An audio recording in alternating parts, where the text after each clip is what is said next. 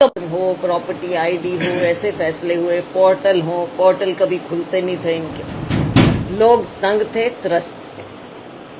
ऐसे में 10 साल एक और जहां इनका कुशासन रहा, हमारे कांग्रेस के लोगों ने जमीन पर काम किया, लोगों के साथ जुड़े रहे, लोगों की समस्याओं को सुना, लोगों के साथ कंधे से कंधा मिलाकर चले, उनकी आवाज उठाई, चाहे सड़क पर उठाई हो, चाहे सदन में उठाई। पूरी तरह से इलाके के जो हमारे लोग थे, शीशपाल जी हैं यहाँ से हमारे विधायक, इन्होंने सदन में पूरी तरह से जोर से क्षेत्र की आवाज को उठाया।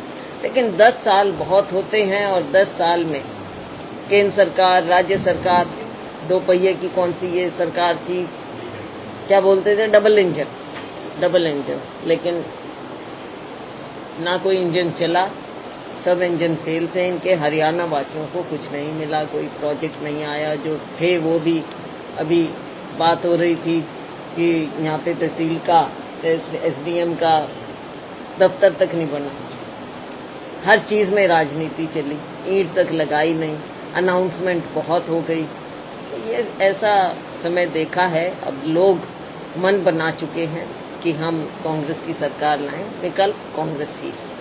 क्या इंजन में कोयला खत्म हो गया, क्या अभी कोई कसर बाकी है? देखो, भाजपा तो पूरी तरह से खत्म हो चुकी है। आपने पिछले शुरू में 5 साल मिले, तब भी कोई बहुत ज्यादा बहुमत नहीं मिला था, पर सरकार बनी। लेकिन दूसरी बात जब सरकार बनी तो इन्हें बहुमत भी नहीं मिला था, लेकिन जिन्होंने इनके खिलाफ वोट मांगी थी, जजपा ने वोट मांगी, जजपा के 10 एमएलए बने, उनकी बैसाखी से ये सरकार चली। ये सारा प्रदेश जानता था कि चुनाव जब नजदीक आएंगे, ये सरकार आपस में ये लोग अलहदा हो जाएंगे। मैडम, एक वीडियो वायरल हुई अभी 1-2 दिन पहले, मनोहर लाल जी एक वर्कर मीटिंग कर रहे थे भाजपा के, उसमें उनके ही कार्यकर्ता ने कहा कि हिसार से कमल गुप्ता नहीं जीतेंगे, बीजेपी की चाहे सरकार बन जाए, उसको भी उन्होंने बाहर फिकवाने का काम, लड़के को बाहर भिजवा। इस तरह की जो विरोध है वो पार्टी के अंदर से भी उठा। नहीं, ये तो केवल आप एक मीटिंग की बात कर रहे हैं। उससे पहले आपने देखा कि जब इनकी सरकार भी चली तो मंत्रियों के अलग सुर होते थे, इनके विधायकों के अलग सुर होते थे। विधायक कहते थे हमारी कोई सुनवाई नहीं है, कोई काम नहीं हो रहा। वो चीजें सारी सार्वजनिक थी, इनके सीनियर मंत्री तक थे। और अभी भी आपने देखा इन्होंने अपने सीनियर नेताओं को एक साइड में कर दिया है। इस तरह की भाजपा ने खुद जो इतना मौका हरियाणा की जनता ने दिया, तो खुद तो खत्म हो, लेकिन हरियाणा को जो इन्होंने 10 साल पीछे धकेल दिया है, असली बात तो वो। मायावती जी परसों वो उचाना में गई, वहां रैली को संबोधित किया, तो उनका साफ तौर पर कहना था कि अभय सिंह चौटाला मुख्यमंत्री बनेंगे, इनेलो बसपा की सरकार बनेगी और दलित समाज और एससी समाज से एक उप मुख्यमंत्री बसपा और इनेलो का बनेगा। इस लहजे से देखते हैं।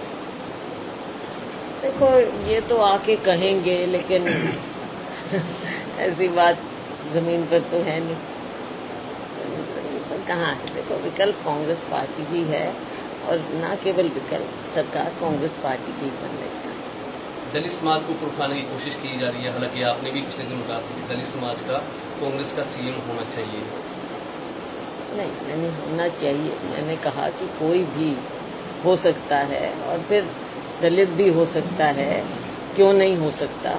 ये सब बातें हैं जो समाज की मांग भी होती है और समय के मुताबिक बदलाव भी आते हैं। और राहुल जी की कमिटमेंट भी है कि हम दलितों को, सभी वर्गों को जो वंचित रह गए हैं, उनको ऊपर उठाए। तो एक बार नहीं, राहुल जी ने तो बार बार ये बात कही, और कांग्रेस पार्टी ने भी कहा। रणदीप सुरजेवाला जी का भी बयान आता कि वो भी दावेदार है मुख्यमंत्री के, आपका नाम भी लिया।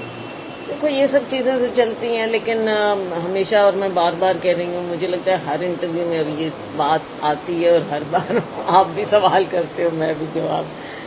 ये तो बाद में हाईकमांड फैसला करेगी।